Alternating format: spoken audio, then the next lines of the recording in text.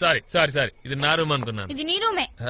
మరి మీరెక్కడున్నారేంటి? నీకోసం వెయిట్ చేస్తున్నాం. లగేజ్ ఏమైనా పోయిందా? మా ఇమేజ్ పోయింది.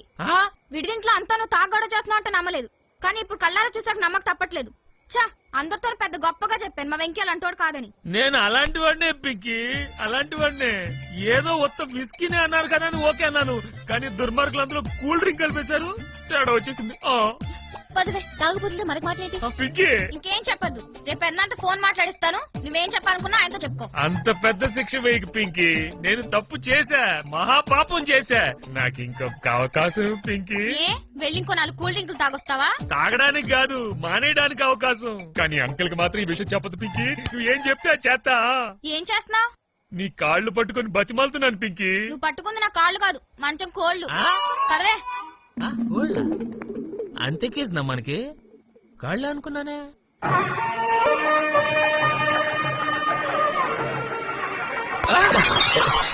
సారీ అండి, చూసుకోలేదు. పర్లేదు బాబు, నీలాంటి అబ్బాయిలు గుద్దినా పెద్దగా నొప్పి అనిపించదు.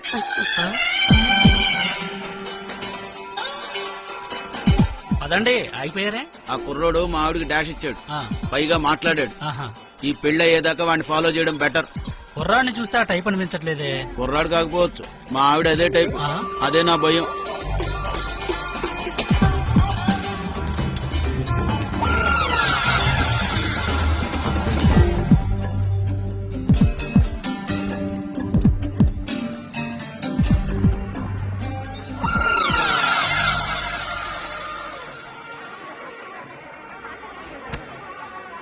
నువ్వు వచ్చినట్టు ఆశకి తెలుసా? తెలీదు.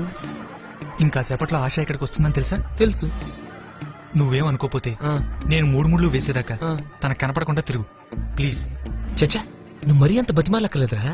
నేను ఇక్కడే ఉంటే నేను చేసుకుంటున్నందుకు తను ఎంత బాధపడుతుందో నేను ఊహించగలను.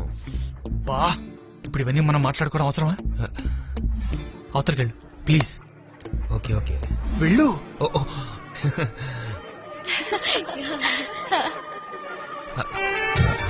నమస్కారం. పెళ్లి కొడుకు బాగున్నాడు. తెలుసు, అందుకే చేసుకుంటున్నాను. మీరెలా ఉన్నారు? యావరేజ్ గా ఉన్నాను. మీ ఆవిడెక్కడా?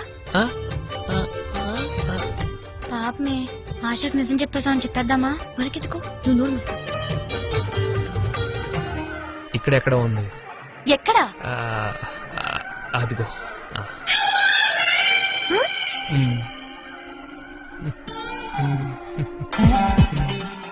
అత్తయ్య. ఈయనెవరు? మావయ్య. ఏంటమ్మా ఈయనెప్పుడు చేసుకున్నావు అత్తయ్య? నేనా? అవే దూరం నుంచి చూసి నా వైఫ్ అనుకున్నాను. నువ్వేంటే సిగ్గుపడుతున్నా? పాపం ఏదో పొరపాటు పట్టట్టున్నాడు, వదిలేయండి. ఇప్పుడు నేను వీడిని వదిలేస్తే తర్వాత నువ్వు నన్ను వదిలేస్తావు. నీకు నేను ఏం ద్రోహం చేశాను రా? నాకున్నదే ఒక్క పెళ్ళం, దాన్ని కూడా లాక్కెళ్ళిపోదాం అనుకుంటున్నావా? సార్ నా మాట వినండి సార్. అంటే వింటే కన్విన్స్ చేస్తావా? అది కాదు సార్, ఎందుకు నలుగురిలో అరుస్తారు? పాపం చూడండి ఎంత ఫీల్ అవుతున్నారో. దాని గురించి నీకేంట్రా అంత ఫీలింగ్? ఒక ఆడదాని గురించి ఫీల్ అవడానికి ముగ్గురే కానక్కర్లేదండి, మనసున్నవాడు ఎవడైనా చాలు. మళ్ళీ నన్ను ఆశ అటు చూడు.